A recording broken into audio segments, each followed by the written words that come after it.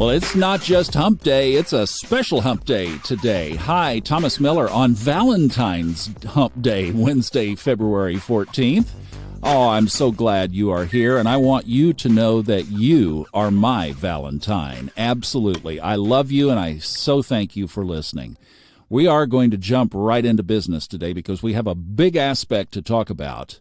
Spent the last couple of days talking about the Chiron North Node conjunction on Monday because I just thought a lot of us might end up with some karmic stuff coming up in our lives. I know I had a big aha yesterday in exactly the house where my Chiron is in whole sign system. And that I look at both, and it really gave me a lot of insight because I have some 8th house Chiron and I have some 9th house Chiron. This was 9th house Chiron. And I was in the middle of moving, but see, staying tuned in, like knowing that a message could be right around the corner.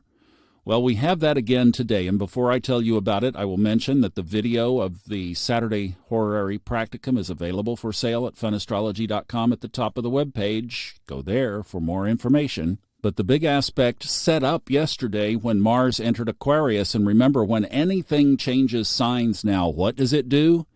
It aspects Pluto in some kind of way. Mentioned this yesterday, but the focus was on Chiron North Node. But yesterday, Mars moved into Aquarius. This morning, it conjuncted Pluto at 1:05 a.m. Eastern Time. And boy, I spent a few minutes at the end of my day yesterday searching around on social media, and I saw just a lot of gloom and doom and negative comments around this aspect. One exercise that I have always done, Ray Merriman does it, I think any good astrologer does it, is you go back and look at what happened when a particular configuration appeared previously. And that's a little hard to do with Pluto anchored to a particular sign like Aquarius, because we have to go back over 200 years. But the Mars orbit is just around 2 years, so we don't have to go back that far to find Mars and Pluto kissing on the lips. It just may not be in the same sign. And that's the case, because every one of these other examples I'm going to give you were obviously with Mars and Pluto in the sign of Capricorn. So let's walk back just real quick. What happened on this day previously? March 3rd, 2022. That was the Ukraine war had already started, but the first city to fall to the Russian army fell on the day that Mars was conjunct Pluto. And there was another headline that said that people who were fleeing Ukraine were being attacked by Polish nationals. So that certainly fits the Mars characteristic of war and aggression. Let's go back. March 23rd, 2020. That was right after COVID was declared a pandemic by the World Health Organization on March 11th. This was March 23rd. Pluto rules viruses and death. Hello? For you naysayers, you can't make this stuff up right before it, right on it, basically. The previous one, let's go back to April 26th, 2018. Not quite as dramatic as what we just had, fortunately, but Israel, listen to this headline, Israel launches airstrikes on Hamas ship in a Gaza port. And then this was an interesting headline on that date, not as dramatic in April of 2018, but 82 paintings at a museum in France were revealed as forgeries. And then I saw this, a communal toilet collapsed in Mumbai, India. Several people were trapped requiring rescue, and 2 died en route to the hospital. Mars, Pluto. Let's go back a couple more. October 19th, 2016, there was a typhoon in the Philippines. There was a natural gas explosion damaging several buildings in downtown Portland, and Donald Trump and Hillary Clinton met in Las Vegas for their 3rd presidential debate. I'll let you attribute your own attributes to that.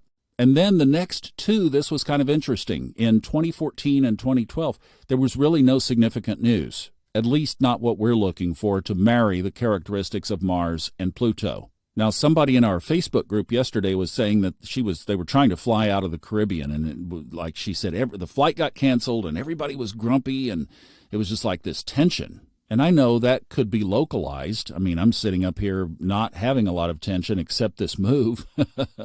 That's enough, but it's not tied to this aspect. I think any move would do that to most sane people. So we do have a collective pattern of sometimes things happen and sometimes they don't, and very rarely are they massively huge. There are always those out there, and you can find a lot of it on social media right now, where people are predicting gloom and doom. Something big is going to happen. I'll tell you what I've adopted. I am going to live my life, and I'm going to live it as fully as I can every day that I can. I'm not going to put my head in the sand, but I'm also not going to live in fear of the latest gloom and doom prediction, which for my life of 64 years has fundamentally, basically, not fulfilled, at least not from some big global perspective. Now, let's also honor what's there. Why might they be saying this? Well, Mars rules war and aggression, and Pluto rules nuclear. Okay, put those together if you'd like. I'd rather meet on Sunday nights together and pray for love and peace for the planet. We do that every Sunday night at 8 p.m. in our Facebook and YouTube channels. I would say instead of worrying about the worst possible outcome, let's come together and send our energies combined for the best possible outcome.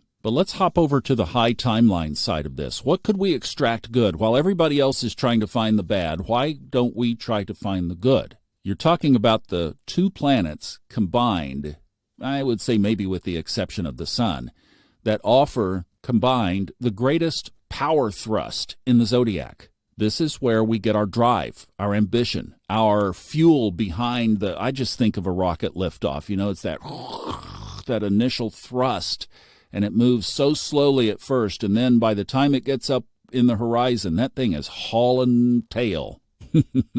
But you know what I'm saying? It's like that initial thrust. Well, that's Mars-Pluto together. It also won't be back here again for 2 years. Now, it will again be in the early degrees just because of Pluto's retrogrades, but this is catching the very early conception stage of Aquarius. So that applies to the collective, to that beyond you. It is also powerful groundswell for personal radical transformation. Aquarius, ruled by Uranus, is all about the radical shakeup, right? It's about revolutionary stuff. So if you're in the process of trying to retool your life, like where I was about 15 years ago, wow, what an amazing space to just take on something completely fresh and new, powerfully. How? Ask for it, and then go into meditation. Invite it in. In fact, my little inspiration was pointing out to me places in my life where I don't believe that I'm supported.